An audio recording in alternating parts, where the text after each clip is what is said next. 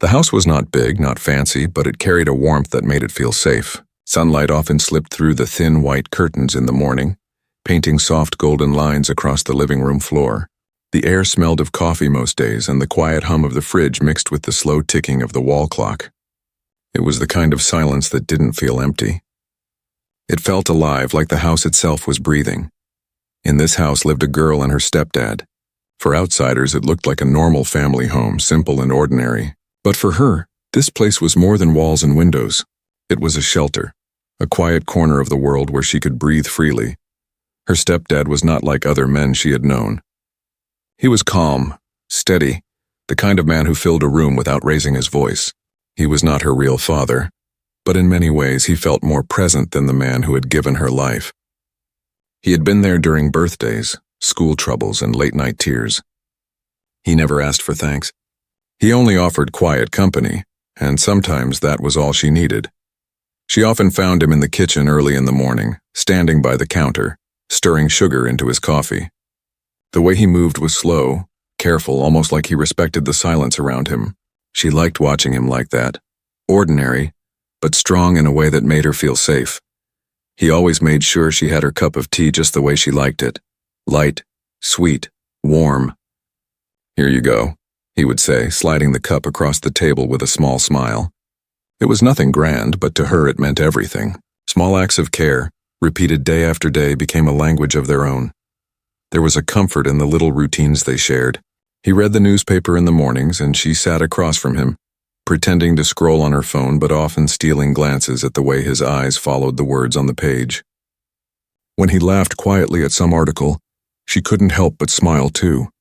The house carried their bond in its corners, the sofa where they watched old movies, the kitchen table where they talked late into the evening, the hallway where their footsteps sometimes echoed together. Nothing seemed unusual, but it was in the ordinary moments that something deeper lived. To others, he was just her stepdad, a man doing his duty. But to her, he was more a protector, a teacher, and somehow a piece of home itself. She noticed the details. The way he always left the porch light on when she stayed out late. The way he never forgot to ask if she had eaten. The way his voice softened whenever he said her name. There were no grand speeches, no dramatic gestures. Just warmth. And sometimes warmth was more dangerous than fire, because it made walls fall quietly without warning. When she thought of her stepdad, she didn't think of the word family in the usual way. She thought of safety, of comfort, of something steady in a world that often felt unsteady. She thought of the way he made the house feel less like a place to sleep and more like a place to live. But beneath that comfort, there was something else, a faint awareness that this closeness was unusual. She never said it out loud, never dared to think of it for too long. Instead, she let the quiet moments carry her away, hoping no one else could see what she was feeling.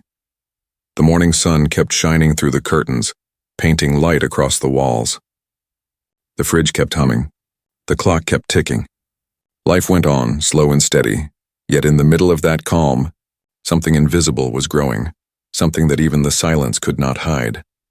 The days inside that house moved slowly, like pages in a book read with care. Nothing rushed, nothing forced, and yet, each day seemed to hold something new, something small but meaningful. Her stepdad had a way of making ordinary things feel like treasures. He never tried too hard, never showed off. Instead, he created comfort in the little moments. A cup of tea on the table when she was tired. A soft blanket left on the couch when she fell asleep during a movie. A reminder note stuck to the fridge when she had an exam the next morning. These weren't grand gestures, but they left marks on her heart. He remembered things no one else seemed to notice. The way she liked her sandwich with just a little cheese, not too much. The exact mug she preferred, blue with the tiny chip at the rim. He even knew she liked her books placed face down when she paused reading, so she wouldn't lose her page. "You like things just right," he once told her, smiling as he set her cup down. "And you always notice," she replied softly. Those simple words stayed with her.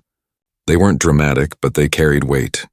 It was rare for her to feel seen, truly seen, and he somehow did that without even trying.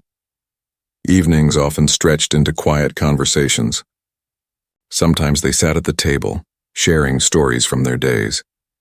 Other times they didn't talk much at all, just shared the same space. He would read his book and she would scroll through her phone, but the silence between them never felt empty. It was warm, like a blanket wrapped around both of them. She often caught herself watching him, the way his brow furrowed slightly when he read something serious, the way his smile appeared slowly, as if his thoughts had to catch up with his heart. And when he laughed, really laughed, it filled the room in a way that made her chest tighten. She told herself it was just admiration, just gratitude for a man who had stepped into her life when she needed it most. But sometimes, late at night, she wondered if it was more than that. The house itself seemed to carry their rhythm.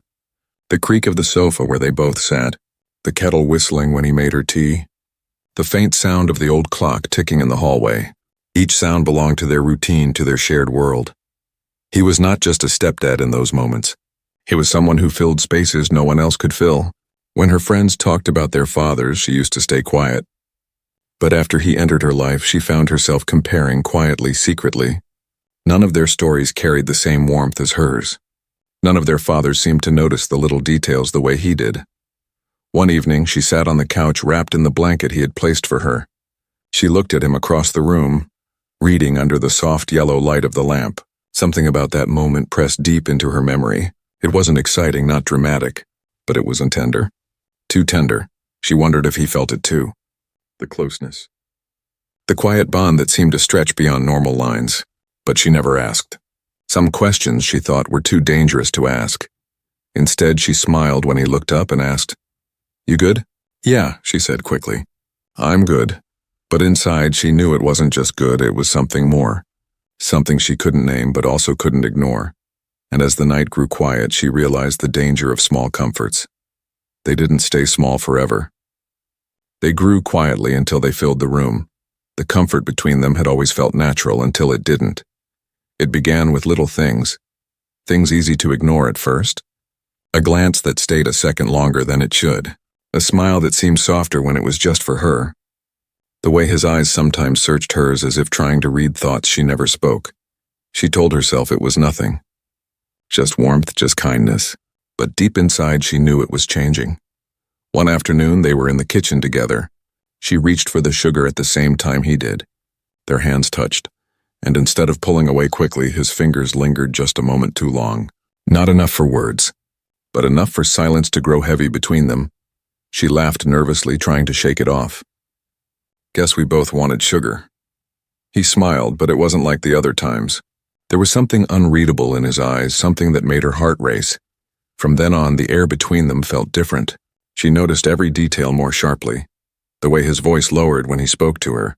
The way he leaned in when he listened. Even the sound of his footsteps in the hallway made her chest tighten. At night, lying awake in her room, she replayed moments in her head. His glance at dinner when their eyes met across the table. His hand brushing past hers when he handed her a plate. His laugh rich and warm, filling the space like a secret only she understood. It wasn't just her imagination. She could feel it. Something unspoken was happening. One evening they sat on the couch watching a movie. The room was dim, only the flicker of the screen lighting their faces. She leaned back, trying to relax, but she felt his presence beside her too strongly. Every movement, every breath. Halfway through the film, she looked at him. He wasn't watching the screen. He was looking at her. Their eyes locked, and for a second, neither moved. The silence between them stretched, heavy with something unnamed. Her chest rose quickly, her heart beating too loud for such a quiet room. She turned away, pretending to focus on the movie, but her skin still burned from his gaze.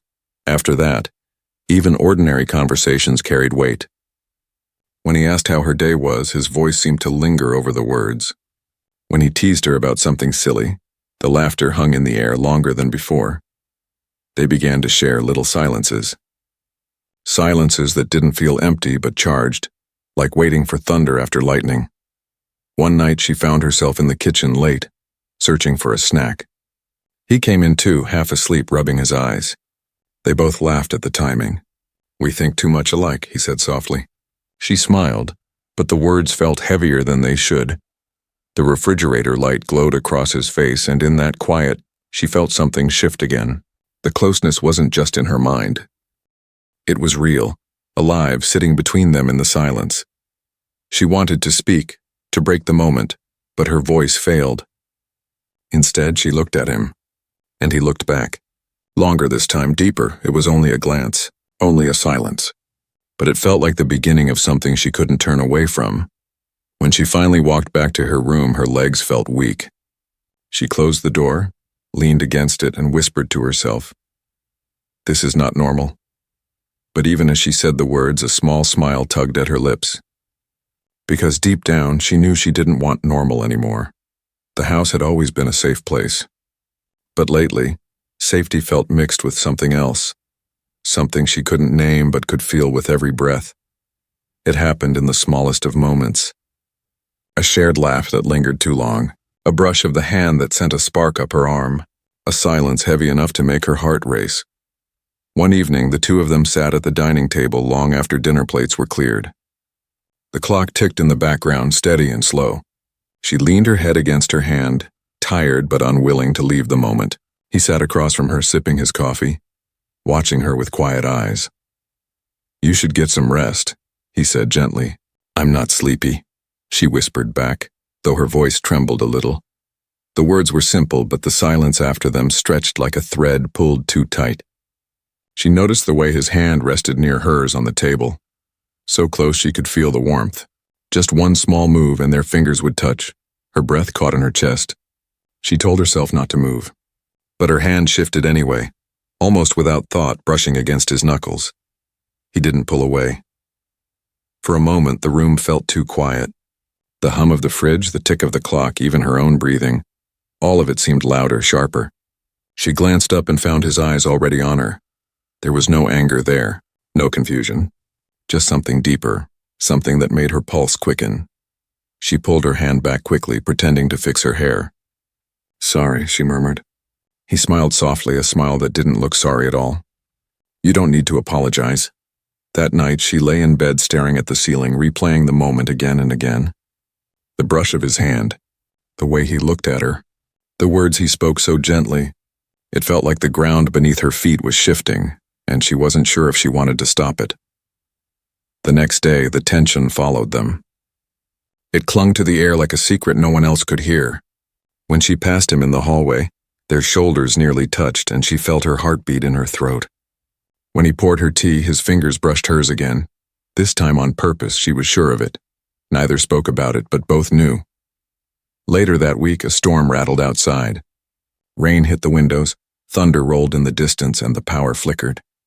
They sat in the living room, wrapped in dim light from a single lamp. She pulled the blanket closer around herself, shivering slightly. Without a word, he moved closer, placing the edge of the blanket over his lap too. Their shoulders touched. Neither pulled away. The thunder cracked loudly, making her jump. He chuckled softly. "Still scared of storms?" "Only when I'm alone," she whispered, though they both knew she wasn't alone now. Their eyes met again, closer this time, faces only inches apart. For a second, the world outside faded. The storm, the thunder, the rain. There was only the warmth of the blanket, the closeness of their shoulders, and the silence heavy with unspoken words. She wanted to ask him what this meant, why it felt so different, but instead she just whispered, "We shouldn't." He didn't answer. He only held her gaze steady and calm, as if telling her with his eyes what his words refused to say. The moment broke when the lamp flickered again. She stood up quickly, heart racing, pretending to check the window. He stayed seated, watching her in silence. Neither said another word that night, but both knew. They had stepped across a line, even if it was only in glances, in touches, in silences too heavy to ignore. And there was no way to go back. Nights in the house grew longer. The days still looked ordinary. Cups of tea, folded blankets, soft footsteps on the stairs. But when the sun went down, something shifted. The air carried a new weight, and silence no longer felt simple. It started with conversations. At first, light ones about movies, music, the neighbors next door. But as the night stretched on, their words grew slower, softer, slipping past safe lines into places they had never gone before. One evening, she found him sitting in the living room with only the lamp on, a book open but unread in his lap. She hesitated at the doorway, then walked in. "You're still up?" she asked. He smiled faintly. "Couldn't sleep." "What about you?" "Same," she admitted, sinking into the couch beside him. The room was quiet except for the rain tapping softly against the window. She tucked her legs beneath her, pulling the blanket closer. He set the book aside, turning toward her. "You ever feel," he began slowly, "like you're carrying too much inside but no one really wants to hear it?" She froze, then nodded. "All the time." And just like that, something opened between them. She told him things she rarely shared with anyone. Her fears of being left behind, her anger at her real father for disappearing, the loneliness she carried even when surrounded by people. Her voice trembled as the words spilled out, but he didn't interrupt. He only listened, his eyes soft, his presence steady. When she finally fell silent, he said quietly, "You're not invisible. Not here, not to me." Those words sank deep into her chest. They weren't grand or poetic, but they felt like a promise. That night, it was his turn. He spoke of his own regrets, mistakes from years before, the feeling of never being enough, the quiet ache of being needed but never chosen. His voice was calm, but she heard the cracks hidden inside. "I don't usually say these things," he confessed. "Me neither," she whispered. It felt like the room had shrunk around them, pulling them closer. Their voices dropped lower. Their silences grew longer, and every glance carried weight. Sometimes their words danced with double meanings. "I don't know what I'd do without you," she said one night.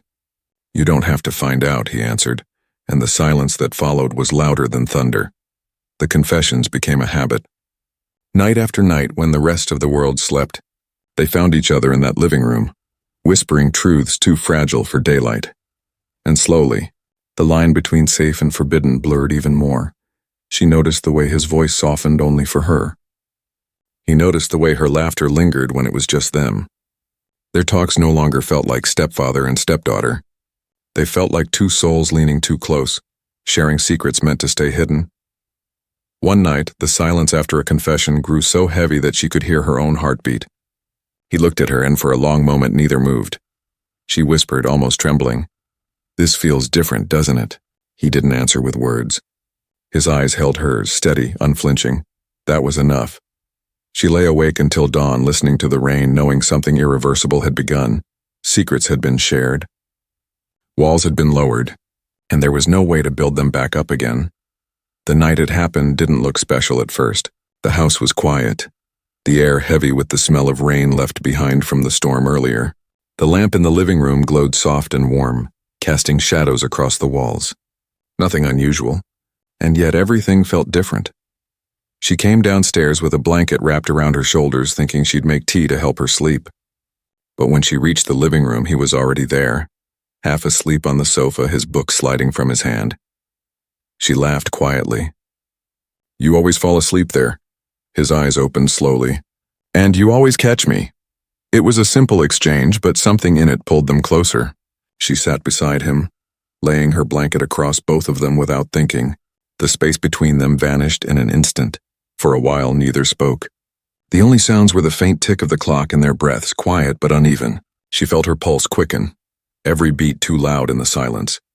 Finally, he said softly, "We shouldn't keep doing this. Staying up so late, talking like this."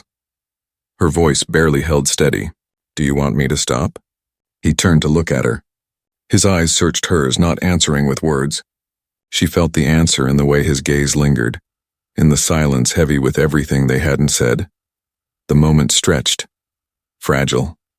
Dangerous. She could have stood up, walked away, ended it before it began. But she didn't. Instead, she leaned closer, her breath catching as her shoulder brushed against his. Neither moved back. Her heart raced. She whispered, "This feels like more." His hand, resting on the sofa, shifted slightly, close enough that their fingers touched, and this time neither pulled away. The world seemed to still. The clock kept ticking, but it no longer mattered. Their eyes met, their hands lingered, and the silence between them broke without a single word. What happened next wasn't loud or sudden. It was quiet, tender, almost too gentle to name, a touch that became something else, a silence that turned into something deeper. They crossed the line they had been circling for so long, not with grand declarations, but with the soft inevitability of two people who had been waiting without realizing it. She didn't describe it to herself in detail later. She didn't need to. All she remembered was the feeling, the closeness, the warmth, the sense that the ground beneath her had shifted forever. When it was over, they sat in silence, the room still glowing with that single lamp. She looked at him, half afraid, half drawn closer than ever. He whispered, almost to himself, "We went too far." Her throat tightened, but she didn't regret it, not in that moment. "I know," she said quietly. They didn't speak much after that. Words felt too small for what had just happened. Instead, they sat there, shoulders touching, sharing a silence too heavy to carry but impossible to put down. Later, when she finally returned to her room, she leaned against the closed door, her heart still racing. She whispered to the empty air, "We crossed it. We really crossed it." She didn't know what tomorrow would bring. Guilt, maybe. Confusion, almost certainly. But none of that could erase what had happened. The line that once separated them was gone, and nothing could ever make it appear again. Morning light crept softly through the curtains, painting the living room in pale gold. The storm had passed, but its memory still clung to the air. Damp earth outside, water dripping slowly from the roof, and the faint chill left behind in the breeze. She woke to the sound of footsteps in the kitchen. For a moment, she almost believed it was any other morning. The hum of the fridge, the clink of a spoon against a mug, the slow rhythm of a house coming alive. Normal. Safe.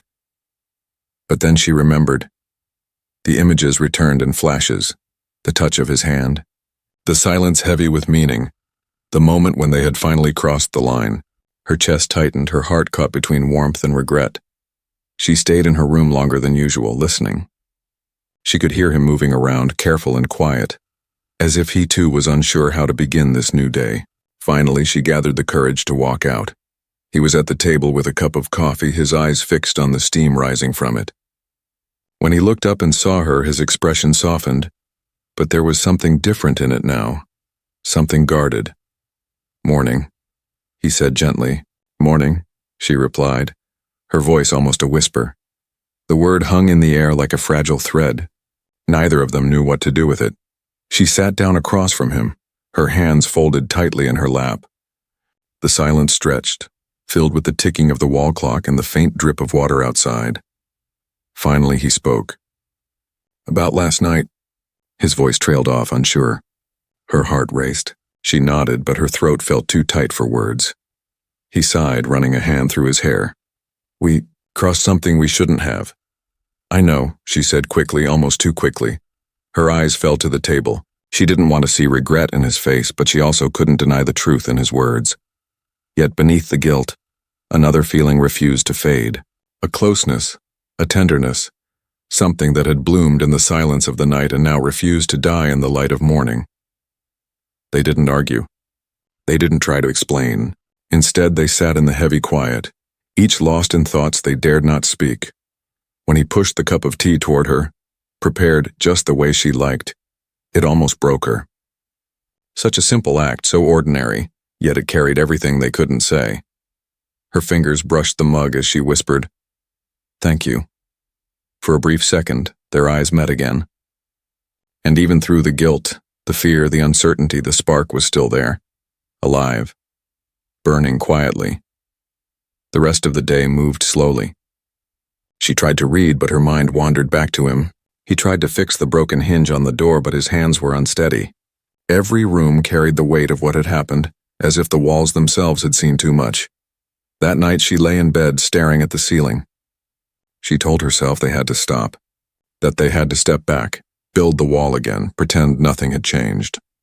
But deep inside, she knew it was too late. Once a line is crossed, it cannot be redrawn. The storm outside had ended, but the storm inside them was only beginning. And as she closed her eyes, listening to the quiet hum of the house, she knew the hardest part was not what they had done. The hardest part was knowing she wanted it still. The days that followed carried a silence unlike before.